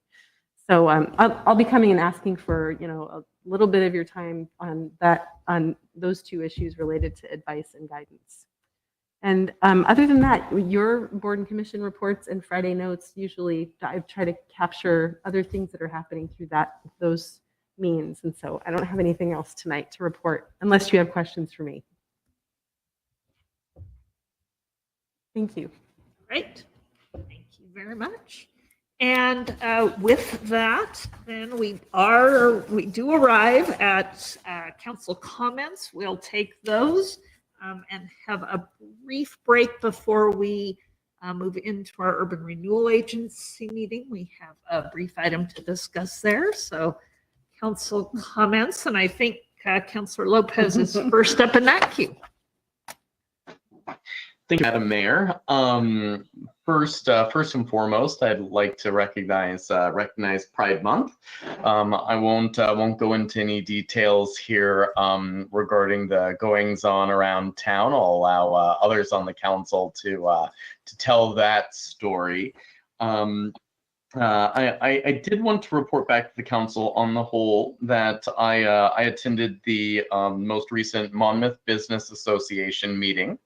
And if you may recall, each year they produce the Music in the Park series on Wednesday evenings at the amphitheater during the summer in Main Street Park. Pre-COVID, for those of you that were around, you'll remember that myself and a number of other city councilors set up a table at Music in the Park, chat with a counselor table to try to increase our availability and public transparency regarding accessibility of our local elected leaders, and had a lot of really great discussions with individuals in the community through that I really believe otherwise wouldn't have happened, right? This is local government meeting people in places that they already exist. So I did ask for permission to set up a table again this summer, and was enthusiastically granted that by the Monmouth Business Association. So I will challenge and encourage you all to come and join me in the park. I will be able to make it to most of the music celebrations there, but would welcome company as I set up the table so that we can interface with the public. Also on that note, and I'll send out an email perhaps through city staff to help coordinate that so we don't risk a quorum. Also on that note, this is the very first in a long time, the very first MBA meeting that I had been to, and there's a huge amount of energy behind that organization right now. They're doing some really, really exciting work in interfacing with the university, interfacing with the local business community, and really a wonderful group of engaged individuals. So if you haven't been to one of those meetings, I highly recommend that you do. Oh, and also I should mention that the Music in the Park series is live. The dates for the different performers are live, both on Facebook and on the MBA website. That concludes my council comments. Thank you very much. Great. Thank you for that. And other comments or announcements? Councilor Oberst. I'd just like to sort of tag on with Chris's comment. I've always been an advocate for the Main Street program. I kind of drifted with that for a long time. I was beyond thrilled when I saw the grant that came through to rehab the theater building on Main Street, et cetera. That organization and the National Trust for Historic Preservation is behind the Main Street program. They've done amazing things across this country, and they've really got a plan that time and time again has served communities well, and I'm thrilled that the city of Monmouth is seriously engaging the Main Street program at this point. Okay, thank you very much. And I will go ahead and announce that tomorrow afternoon, the Western Oregon Board of Trustees will be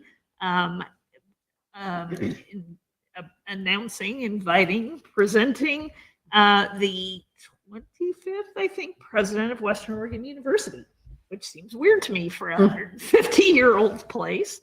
Dr. Jesse Peters will be joining the university from Colorado, where he is currently at Fort Lewis College. And so tomorrow afternoon between 4 and 6, there will be a reception for anyone who would like to meet Dr. Peters and his partner, Dr. Susan Kanata, as they've been here this week trying to find a place to live and start becoming a part of our community. So welcome to the Pacific Room in the Warner University Center.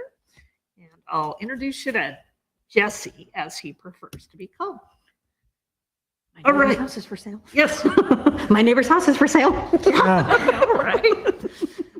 All right. At this point, then, I would entertain a motion to adjourn our council meeting. Oh, moved. Wait, sorry. Councilor McKeel. Councilor McKeel. Yeah, had a comment. Oh, shit. Yeah. Not showing on your It's not showing it. She's got her hand. Oh, there. she's up. Yeah. Oh, okay. Your camera went off. I didn't see you. So, okay. Oh, I had to turn my camera off momentarily to put my light on. So I was in the dark. So thank you, Madam Mayor, and thank you others for seeing my hand waving. So I just wanted to make a brief report about, I have 2 items. A brief report about the second annual Pride celebration. Had, even with the rain, about 120 people that came out. And I just have to say the whole mood was euphoric, as young people who came with the Pride flag draped across their shoulders like a super cape walked around to, we probably had 18 businesses that welcomed them with the Pride flag in their window and gave stickers and drawings for goodies from those businesses. Altogether, we had 22 businesses who put up the Pride flag for Saturday. Some of them said, when I went to take it down on Sunday, they went, wait, it's the whole month. So you'll see a few pride flags still being proudly displayed in Monmouth. So great event. We're expecting even more people next year. We realized that last year we had the pride celebration on the hottest day of the year, of maybe the century. This year we had the pride celebration during the wettest spring ever. Next year we think it's going to snow.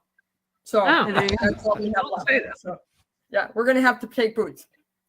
So my second item, on a more somber note, I just wanted to officially make a statement about the racist incident that happened at Western on Thursday, May 19th.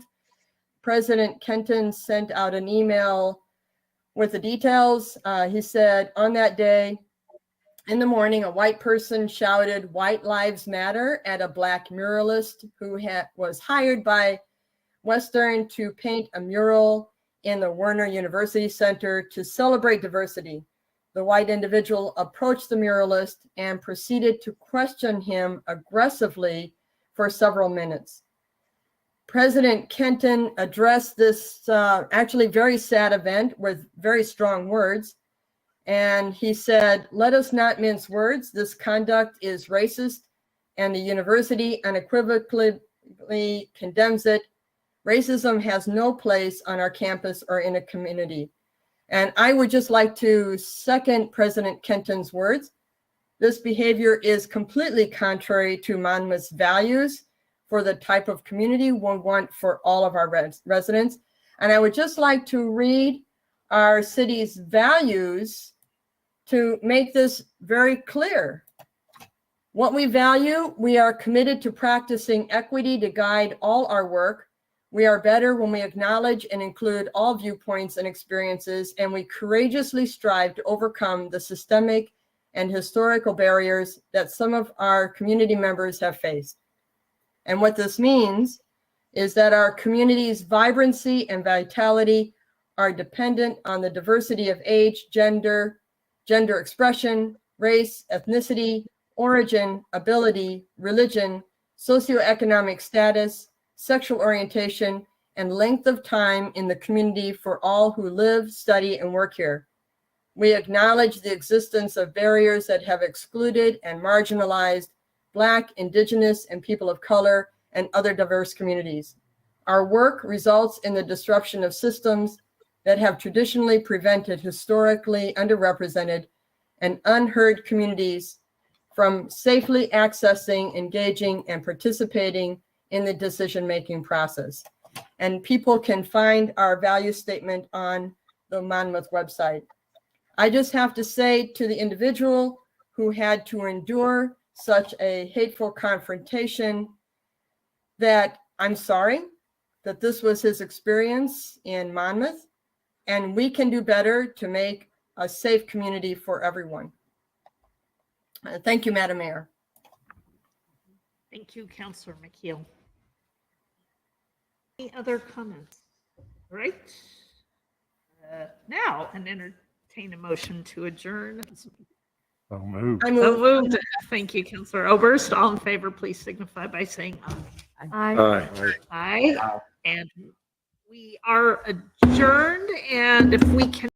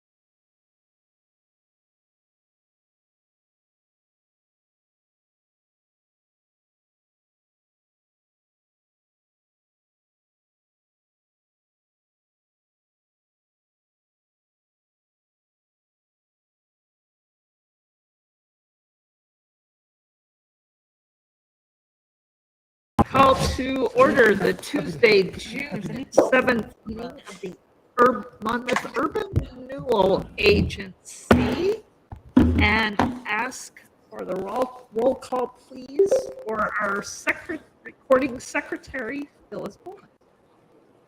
Ms. Belts? Here. Mr. Carey? Here. Mr. Lopez? Here. Ms. McKeel? Here. Mr. Oberst? Here. Ms. Salinas Oliveros? Here. Chairwoman Coots? I am present. Thank you. And this evening, we have a consent, first of all, citizen comments. So if we have anyone who would like to give comment on items not on the agenda, this would be the time to do so before the Urban Renewal Agency. And seeing none here, Phyllis, were any submitted? None were submitted, Chairwoman Coots. Thank you. That takes us to the consent calendar. Again, this agency also had a meeting on the evening of May 31st to consider budget items, and those minutes were included in the packet. I would entertain any additions, corrections, or a motion to approve. Move approval. Thank you, Mr. Carey. Second. And a second from Mr. Oberst. All in favor, please signify by saying aye. Aye. And any opposed? All right, thank you. And that moves us forward to our one-item business agenda and a presentation from the Monmouth City staff, the Community and Economic Development Director, Suzanne Duffner. All right. Yeah. Thanks for bearing with me tonight. Thank you, Chairperson or Chairwoman Kuntz, here tonight to present the facade improvement grant for the Limitless Ministries Church located at 191 Monmouth Avenue North.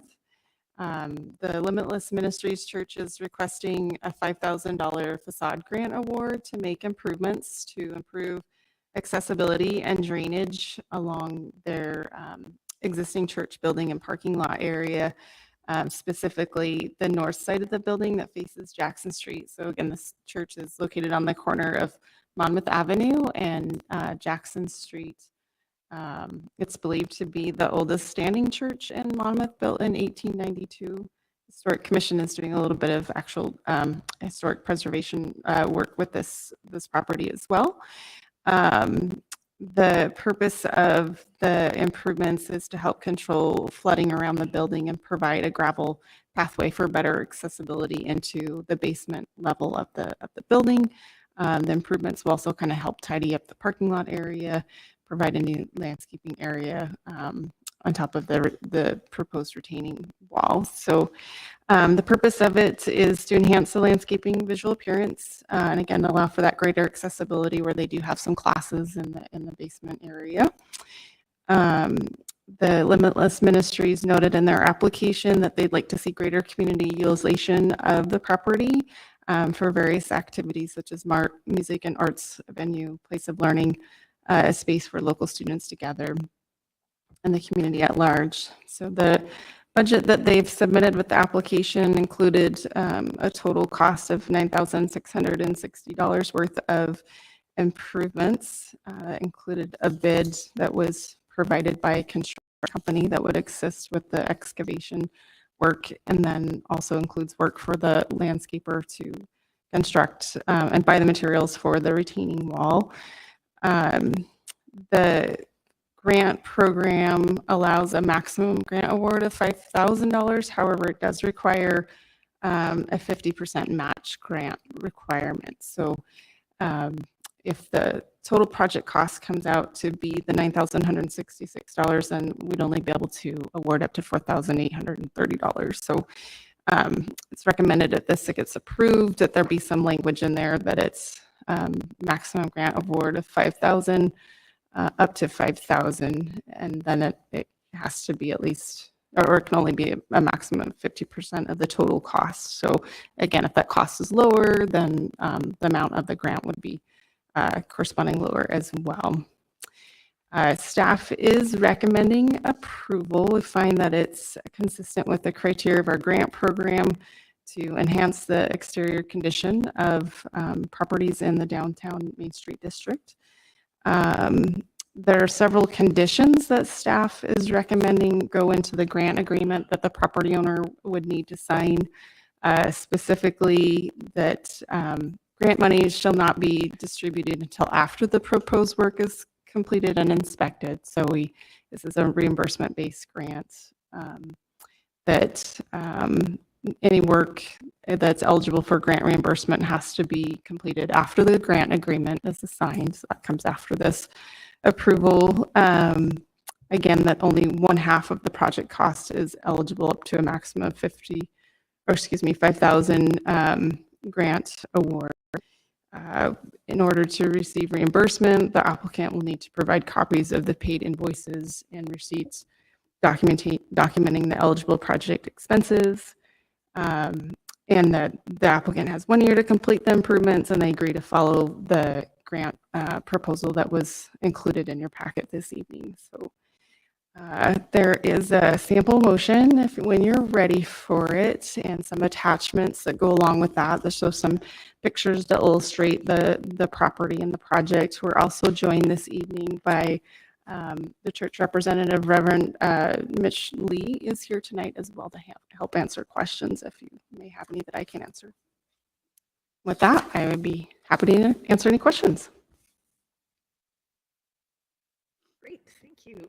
Yeah, I thought that was interesting reading that the church was originally located near Burgerville and moved to its current site when the basement was added, and definitely would appreciate, I'm sure, some accessibility there. So I think this is a great project.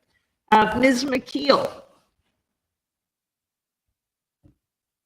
Thank you, Chairperson Coons. I have a question about using the urban renewal funds for a institution that is for a specific population. So on page 10, it says currently the building is used as a faith-based nonprofit. We utilize this for community meetings with stated purpose of instructing people in the lifestyle of people following Jesus. And I think that there are people in residents of Monmouth who are not followers of Jesus and followers of other religions. And so they would be supporting a building that is very, very, very specific as to who they are working with. It does say our hopes would be greater community utilization, but I don't think the words "our hope" is a commitment. It's just a hope. So what is if Mr. Setterly is here, what is the policy on supporting very religious, a very focused religious institution? I think unless it's excluded under the terms of the facade grant program, then it's allowed. So, I mean, you may have teetotalers who don't drink who would be supporting frontage facade improvements for a bar. So it's really just not so much a question of who is the clientele, but is it in the urban renewal district, and is it otherwise grant eligible? And there aren't provisions to exclude faith-based organizations, and so I would say if it's not excluded, it's allowed. Thank you for that clarification. Mr. Carey. That's a good question, Carol, and we've broached this on slightly different topics, nonprofits, that sort of thing. We have some concern, not because the idea this is going to improve the value and enhance the value and improve the facade of the structure. And we have said that's what our goal is. That's what we want to do. And this is not a primarily. I mean, this is strictly an improvement of the facility and not a religious purpose to this. So I'm comfortable, but I appreciate your question. Thank you. And that question in the prior context was improving the property for an organization that doesn't pay property taxes, as most nonprofits are exempt from property tax. And when that question came up, as we pointed out, part of the facade improvement grant is to increase the value of properties around them, right? So by benefiting some, really there's a public good for benefiting all of us who have, those who choose to facility or not, much as the Montessori school is really for a limited number of little ones in our community. But yeah, but I appreciate that. I mean, there is a distinction between faith and being a preschooler, right? That potentially that could exclude folks. So I appreciate that, but it is not part of our criteria. Go ahead, Carol. Well then, with that clarification, I'm happy to move on this. So if that's okay. Sure. Yep. I move to approve the facade improvement grant application for 1/2 the eligible project cost, $5,000 for the property located at 191 Monmouth Avenue North. And that would be subject to the conditions stated in the staff report. And due the subject as stated in the staff report. Second. Thank you, Ms. McKeel for the motion and Mr. Lopez for the second. Any additional questions? Will this be ADA compliant? Good question, and I raised that with the applicant as well, because generally gravel is not, up all the way to par to what I would say ADA standard. I mean, it does improve it, certainly for more users. It's not specific in our grant application that it has to be ADA. They are moving it in the direction of making it more compliant. So I think that's where we can get behind and support that from a staff perspective. I know talking with the applicant, it's their goal to do that, but they're a nonprofit, so it takes more money, to be able to pave that in the future. But I don't know if maybe Mitch, if you wanted to come up and speak to that too. Yeah, their quote from the excavation company mentions American Disability Access, which is surprising. Yeah. Hi. Hi there. Thank you for coming. Yeah, and thank sitting you. through everything. Yeah, thank you. It's great to learn a little bit more about the city. Thank you for your time and considering this request, and Counselor for your concerns or the question that you brought up even about the language of the hope.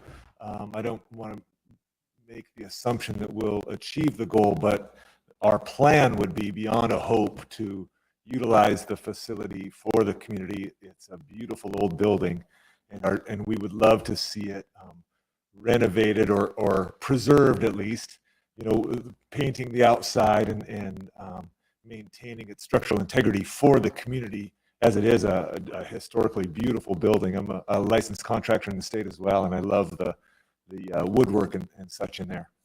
So it would be our hope, but it will take a plan and some implementation of those things to actually get the doors open, get the place safe enough for access, public access. We have put a bathroom on the main floor that is ADA compliant. There was only bathrooms in the basement prior to that, which access was through a narrow, steep stairwell.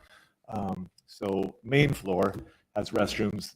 The basement, it would not be completely ADA accessible. However, to get out in case of an emergency at this point would be up that fairly steep, narrow stairwell or through the industrial kitchen, which has some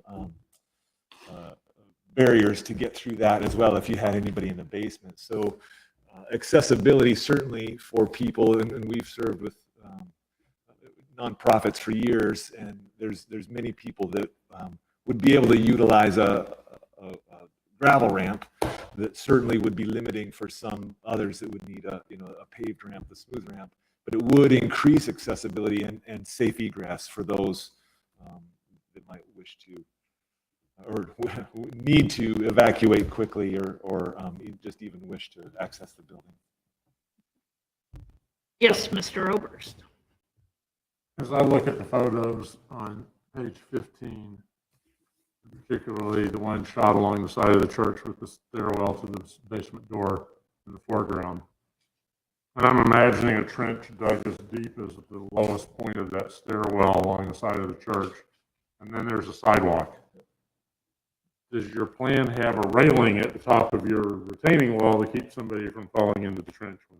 We've discussed that and would certainly be looking into any requirements that would be for that. It's just under 4 foot where that would be at the lowest point, and it would be separated by 5 or so feet from the sidewalk. I realize that could increase the liability, so we certainly want to look into. Although currently, you could fall in from either side. Similarly, but I understand it would be running parallel then with the sidewalk. Yeah, it's the long run next to the sidewalk, and I imagine a little kid pitching into that. Mine would run along the top of the bricks for sure. Right, there you go. That's it. You got it exactly. Yeah, exactly what I was thinking. So, well, and with that, so I'm newly appointed to the role, and realizing some of the negligence by the body, and so maybe then the city council would receive our apologies for letting the building run down to the condition that it's in currently. There's also 2 window wells, one right on the front, what is that, Monmouth Avenue, that can be quite dangerous for kids and leg breakage type things. We will be addressing that one for sure, and another one that's in the grass, but still just a concern for safety for the public and anybody walking through the area.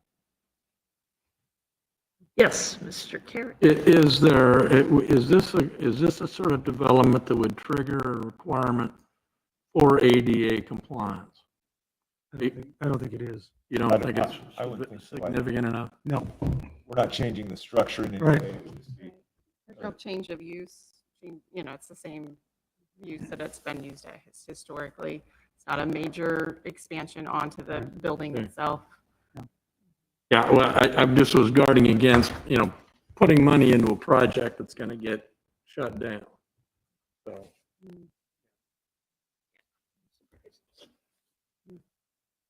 All right. Seeing no further questions, then we have a motion on the floor. So all in favor of approving this facade grant as stated, please signify by saying aye. Aye. And I'm going to vote yes too, because I get to. And any opposed?